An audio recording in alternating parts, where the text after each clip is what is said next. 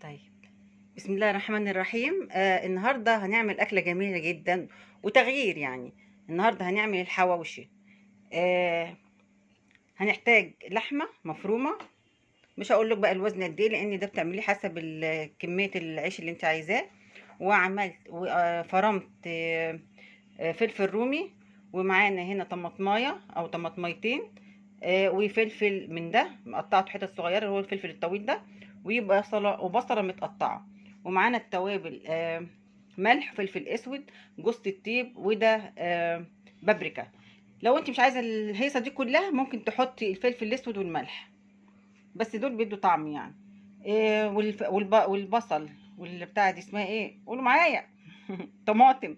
الطماطم والفلفل دي برضو حسب الرغبه، عايز تحطي بصل بس على اللحمه المفرومه وملح وفلفل اسود، وبلاش الحاجات دي كلها، مش مشكله، بس دي بتدي طعم الاكل. هي بتدي طعم طبعا للساندوتش اللي احنا هنعمله، وبتبقى طعمها لذيذ. بصوا بقى، دلوقتي هنحط التوابل كلها اهي على اللحمه، وهنحط البصل. على فكرة البصل كل لما بتكتريه، طبعا مش بتكتريه قوي يعني، ما الحواوشي بالذات بيحتاج ان انت تحطي له بصل كمية كويسة يعني. الطماطم والفلفل دي حسب اللي بيحتاج. في ناس ما بتحبش الفلفل، وفي ناس ما بتحبش الطماطم. دي هخليها لما اجي احطها في الساندوتش، هبقى احط شوية كده وشوية كده.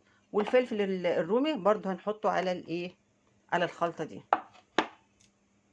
دلوقتي انا خلطت بقى كل المكونات اهي على اللحمه، وقسمت اللحمه نصين، نص حطيت فيه الفلفل والطماطم، والنص التاني من غير فلفل وطماطم. في ناس على فكره بتحطها في الخلاط، بتحطها في الكيتشن ماشين انها تتضرب وتتخلط مع بعضها. انا ما عملتش كده، مش مشكله يعني. انا عجنتها كويس جدا خلطتها كويس جدا مع بعض، فمش مشكله ان انت تحطيها في الكيتشن ماشين. ودلوقتي هنعملها بقى في الساندوتش. دلوقتي بقى انا جهزت العيش اهو. انصاص، عملته انصاص عشان اللي مش هياكل رغيف ياكل نص، عشان ما يبقاش عيش ما يفتش منه حاجه وتترمي عشان خساره. دلوقتي بقى هنكور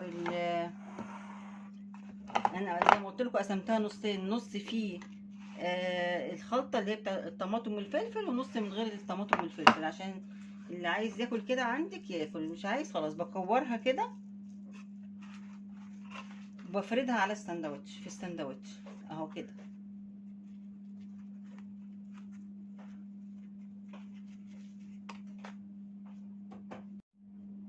هعمل كمان ساندوتش اهو كده. وبعد لما اخلصه واعملهم واكملهم، هنشوف هنعمل ايه تاني. دلوقتي انا خلصت السندوتشات، هو كان حوالي كيلو الا ربع لحمه يا جماعه. بدهن الوش بتاعها كده من فوق زيت، ولو عندك ليا بقى يا سلام تبقى اجمل. انا دلوقتي حاطه الجريل على النار وبسخنه، هدهنهم كلهم زيت كده واحطهم على الجريل.